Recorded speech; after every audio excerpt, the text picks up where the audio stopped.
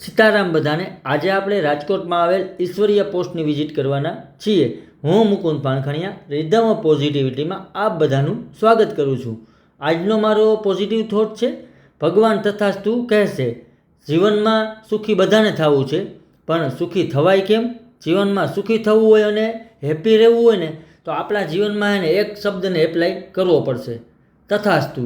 ભગવાન બધું જોવે છે, આપણી મહેનત, આપણો સંઘર્ષ, આપણી ધીરજ। બસ ભગવાન ગમે ત્યારે તથાસ્તુ કહેશે। બસ રાહ જુઓ અને મહેનત કરતા રહો। તથાસ્તુને જો ખરેખર ને આપણા લાઈફમાં એપ્લાય કરીએ ને તો પહેલાં તો આપણે જીવનમાં એને પોઝિટિવ થઈ જઈએ। અને ક્યારેક લો ફીલ કરતા હોય, ક્યારેક નેગેટિવ વિચાર આવતા હોય, ક્યારેક થાકી જતા હોય ને ત્યારે આપણે તથાસ્તુ શબ્દ યાદ આવે ને તો તે વિચાર આપણે હે ને ત્યાંથી જ કટ કરી નાખીએ છીએ અને આપણે સારું ફીલ થવા લાગશે અને આપણામાં પોઝિટિવ વિચાર એપ્લાય થશે। અને જીવનમાં આપણે ગમે ત્યાં હોઈએ પણ આપણા વિચાર હંમેશા હે ને ઊંચા હોવા જોઈએ। જીવનમાં આપણે આપણા શબ્દ ઉપર બોલવામાં ધ્યાન રાખવાનું, સારું બોલો, પોઝિટિવ બોલો, કેમ કે ભગવાન ગમે ત્યારે તથાસ્તુ કહેશે। એટલે ઊંચા અને સારા વિચાર કરવા। જેવા આપણા ફિલિંગ અને થોટ હશે ને તેવી જ આપણી બહારની દુનિયા હશે।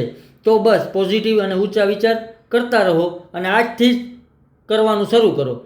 કોઈએ બહુ સારી વાત કહી છે કે ભગવાન પાસે થોડું થોડું માગશો તો ભગવાન થોડું થોડું આપશે, ભગવાન પાસે ઘણું બધું માગશો તો ઘણું બધું આપશે, અને ભગવાન પાસે કંઈ પણ નહીં માગો ને તો તે એને પોતાને આપી દેશે। એટલે રોજ ઉઠી અને ભગવાનને પહેલાં તો એને સવારના ઉઠીને પહેલાં થેન્ક યુ કહી દેવાનું। આપણે ભગવાનને જે કંઈ પણ આપ્યું ને તેમ પણ ઘણું બધું આપ્યું છે, એટલે તેમાં સેટિસ્ફાઈડ રહી અને આગળ મહેનત કરતા રહેવાની। સમય આવશે એટલે ભગવાન બધું આપશે એવો વિશ્વાસ રાખવાનો અને ભગવાન ગમે ત્યારે તથાસ્તુ કહેશે। અને લાસ્ટમાં હું એટલું કહીશ, બ્રહ્માંડ આપણને સાંભળે છે અને આપણે જે કાંઈ પણ વાત આપણા વિશે કહીએ છીએ તેને તથાસ્તુ કહે છે। આપણે પોતાને બદનસીબ કહીએ કે ભાગ્યશાળી કહીએ, દરેક શબ્દ ઉપર બ્રહ્માંડ આપણને તથાસ્તુના આશીર્વાદ આપે છે। તો પછી નિર્ણય મિત્રો આપણો છે કે આપણે પોતાના વિશે કયા શબ્દ બોલવા કે કયા શબ્દના આશીર્વાદ લેવા। આપણે હંમેશા એમ જ બોલવું જોઈએ કે આપણે ભાગ્યશાળી છીએ, એવા શબ્દનો યુઝ કરવો જોઈએ। હંમેશા સારા વિચાર કરવા જોઈએ, સારા કર્મ કરતા રહેવા જોઈએ, કારણ કે ઉપરવાળો બધું જોવે છે ત્યારે તે ગમે ત્યારે તથાસ્તુ કહી દે। એટલે આપણે હંમેશા મહેનત કરતી રહેવાની, ક્યારેય ગીવઅપ નહીં કરવાનું। ધીરે ધીરે મિત્રો મહેનત કરતી રહેવાની, ક્યારેય નિરાશ નહીં થવાનું। જીવનમાં ભગવાન બધાને બધું આપે જ છે, પણ એનો સમય થાય ને ત્યારે આપે છે। Thank you all of you મને જોવા અને સાંભળવા બદલ। નેક્સ્ટ વિડીયોમાં હું બીજો પોઝિટિવ થોટ લઈને આવું છું।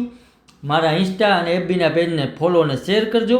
મારી યુટ્યુબ ચેનલને લાઇક, શેર અને સબસ્ક્રાઈબ કરજો, જેથી કરીને આપણે વધુમાં વધુ લોકો સુધી પોઝિટિવિટી સ્પ્રેડ કરી શકીએ। અને મિત્રો જીવનમાં ગમે એવો સમય હાલતો હોય, આપણે ક્યારેય હિંમત નહીં હારવાની, એકબીજાને મદદ કરતી રહેવાની, કોઈનું ભલું ઈચ્છવાનું, કોઈને સારું કરવાનું, કોઈનું જેટલી થાય એટલી કોઈને મદદ કરવાની, કારણ કે ભગવાન બધું જોવે છે અને ભગવાન ગમે ત્યારે તથાસ્તુ કહેશે। એટલે આપણે આપણા ગોલ અને સપના તરફ આગળ વધતું રહેવાનું। આજે નહીં તો કાલે પણ ભગવાન ગમે ત્યારે તથાસ્તુ કહેશે। Thank you all of you.